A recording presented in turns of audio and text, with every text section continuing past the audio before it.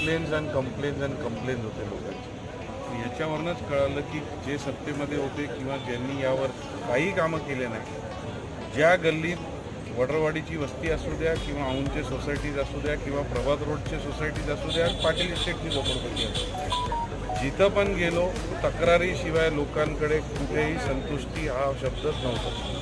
सगळ्याकडनं पाणीचा problem, गटरचा problem, रोडचा problem, जॉबचे problem, सगळ्यांनी एवढे प्रॉब्लेम दिले आणि त्यांना एक ऐकणारा आपल्यातला कोणतरी भेटला म्हणून त्यांनी माझ्यासमोर सगळी मांडणी केली आणि एक असा विश्वास त्यांना वाटला की हा माणूस आपल्यासाठी काहीतरी करू शकतो. दोन मोठे पक्षांमध्ये एक तिसरा आमचा ऐकणारा, आमच्यामधला एक पर्याय त्यांनी असं माझ्यात बघितलं आणि माझ्यासमोर त्यांचे सगळे प्रश्न आणि ते त्यांना प्रॉब्लेम देत ते सगळे मांडले.